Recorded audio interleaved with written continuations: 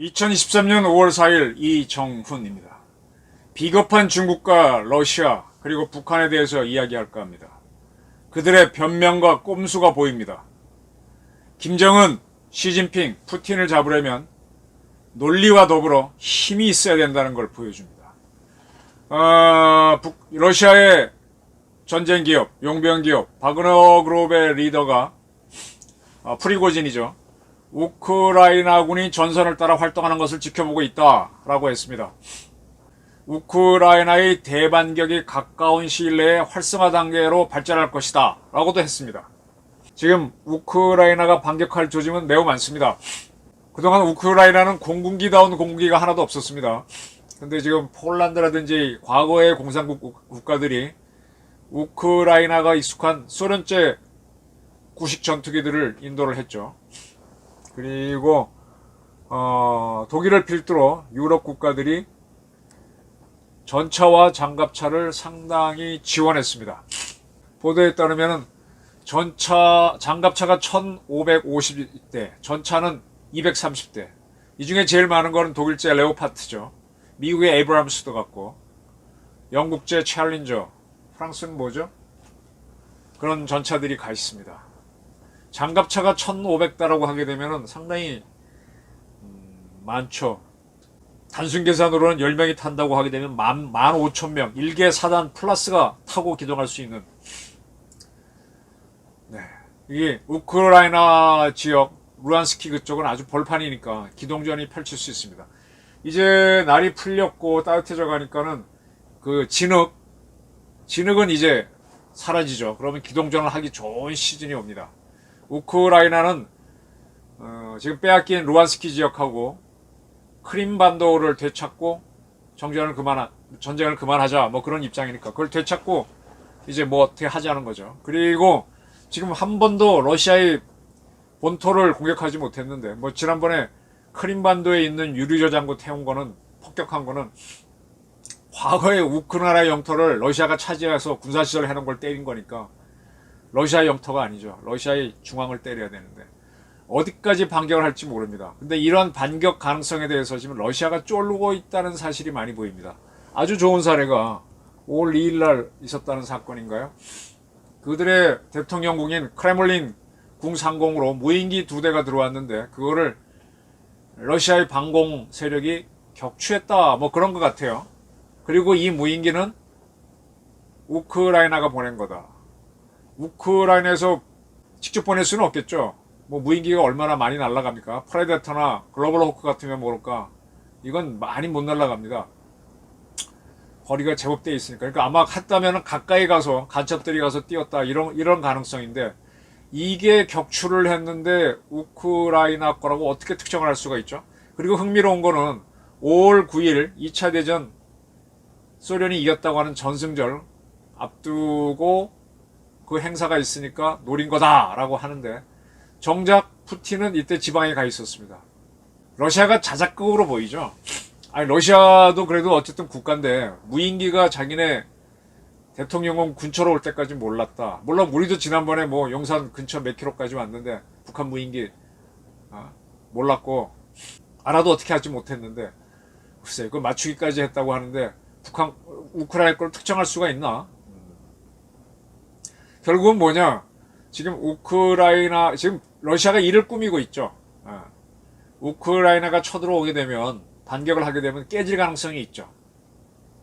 깨졌을 때 그때 이제 싸우게 하기엔 너무 늦으니까 지금부터 이제 러시아 군인들하고 국민들을 단결시키기 위한 조치를 취하는 거죠. 와그너 그룹 수장은 우크라이나군이 기동하고 있다 이렇게 알려주는 거고 좀 더 준비해라 대비해라. 저 크레물린궁에 무인기 침투해서 뭐 요격했다라고 트위터에 보여주고 하는 것들은 러시아 국민을 각성시키기 위한 내부 단결용 심리전이죠. 이런 걸 보게 되면 이제 앞으로 우크라이나가 비행기를 띄워서 모스크바라든지 아니면 소련 본토를 러시아 본토를 때리게 되면 상당히 당황할 수도 있다는 얘기입니다. 이제 한 1년을 밀어붙였는데 항복도 못 받고 뭐 영토는 점령했지만 지리한 지구전을 하고 있고 힘들죠. 보급은 길어졌고 결국은 힘으로 안 되니까 이제 이런 잔꾀들을 부리는 겁니다. 만약에 지금 미국과 서방의 국가한 1500대 플러스 200대 한 1700여 대의 기동 장비가 루안스키하고 러시아 지역까지 쳐들어간다면 상당히 당황했죠. 그러면 핵을 쓰겠다고 방방 뜨겠지. 전술핵을 쓰겠다.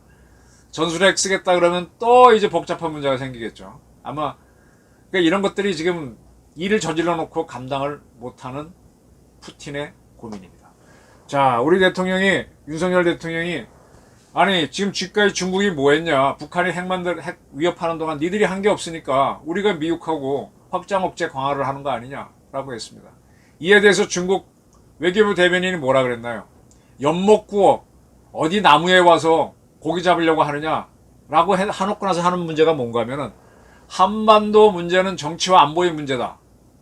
미국은 북한이 합리적인 안보 우려에 응답하지 못하고 있다고 그랬습니다. 북한은 안전보장이 안 됐기 때문에 핵 개발을 한다는 건데 왜 미국이 북한에 대해서 안전보장을 해줘야 되죠? 왜 해줘야 되죠? 이미 정전체제만 지키면 쳐들어가지 않는다라고 서로 합의가 돼 있는데 그 이상 합의가 뭐가 필요하지? 여기서 중국이 이제 말문이 막히는 거예요. 그리고 하는 소리가 뭐예요?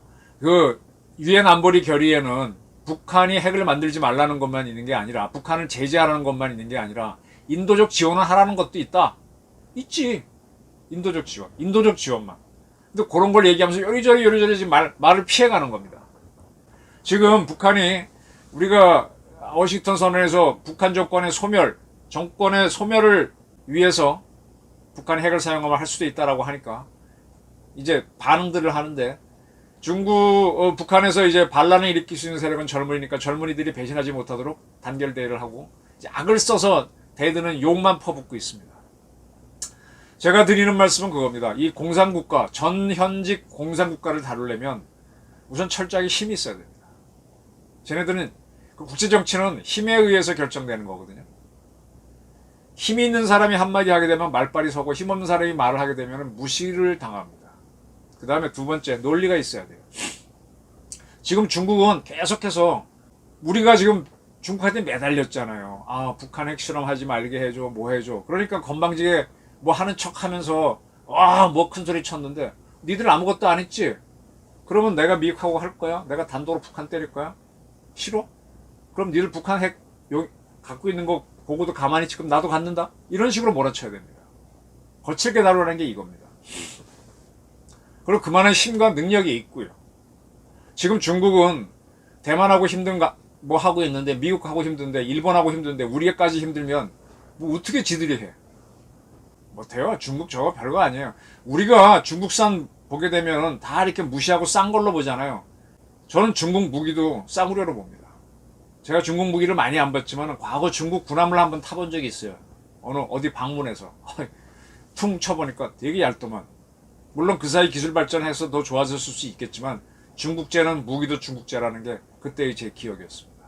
조함실에 들어가서 이렇게 제가 해군만큼은 많이 알지 못해도 그래도 읽어보면서 이 장비들을 보면서 이거 뭐야, 어선용 장비 아니야? 그런 기업들도 있습니다. 걔네들이 헬기를 배에다 실는데 헬기들이 이게 저 참치잡이 어선들에 가게 되면 큰 그 모선에도 헬기가 있어요. 그 정도 헬기 약간 더 큰 거. 이게 해군용 제대로 된 헬기는 아니구나. 수만 비슷하지. 네. 그래서 실제로 딱 붙자 그러면 겁을 냅니다. 중국과 러시아의 변명과 꼼수를 잘 보십시오. 지금 우크라이나가 미국의 지원을 받아서 쳐들어오게 되면 이제 자꾸 이걸 미국 책임으로 넘기겠지. 반격해오면 미국 책임 넘기면서 뭐 핵전쟁을 하겠다 이렇게 버티겠죠. 그걸 대비해서 지금 미국은 동맹국들을 계속 추스리면서 조이는 거고. 자, 우리도 김정은을 제발 김대중, 노무현, 문재인은 얘기할 것도 없고 박근혜, 이명박처럼 다루면 안 돼요. 그냥 터프하게 치는 거예요. 그래? 붙어? 그리고 까불면 그냥 툭한 때리는 거예요. 무인기 들어왔으면 우리 무인기 더한 거 때리고 어디 하나 우리 배 건드렸으면 걔네 배 착살내고 뭐 한 발로 날라왔으면 개성 하나 착살내버리고 계속 눈에 tit-for-tat 전략, 눈에 눈 이에는 이 그렇게 가는 겁니다. 그래야 저것들이 어이구 하면서 자기네 힘의 한계를 보고 야, 이건 도저히 안 되겠다. 김정은 체제를 뒤집어야 되겠다 하면서 레볼루션이 민주화 운동이 일어나는 거예요. 민주화 운동이 저절로 오는 게 아니에요. 꺾어줘야 됩니다. 중국과 러시아의 변명, 꼼수, 공산주의는 비겁합니다. 지들이 조금 유리하면 큰소리치고 불리하면 온갖 괴면을 늘어놨습니다. 시진핑과 푸틴, 김정은을 잡으려면 논리와 힘이 있어야 됩니다. 지금 우크라이나의 반격 앞에서 전전긍긍하는 러시아 보면서 윤 대통령이 치고 나가니까 요리조리 말장난하는 중국을 보면서 북한을 어떻게 다뤄야 되는지 이미 답이 나오시죠. 그리고 대한민국 좌파들도요, 태영호 의원 같은 사람들을 징계해갖고는 대한민국 좌파 못 잡습니다. 오히려 태영호 같은 사람 더 풀어가지고 지금 태영호가 지금 내부 배신을 당했지 않습니까? 응? 측근이 그 회의 중에서 얘기한 걸 MBC 갖다 주고 했는데 뭐 그렇다고 하더라도 그건 그거고 그랬어? 하고 내비두고 태영호 2, 3, 4가 더 나와서 덮어봐야 돼요. 그래야 저것들이 움찔움찔하지. 국힘당도 공산주의가 어떤 건지 제대로 알고 움직여주길 바랍니다. 경청해주셔서 감사합니다.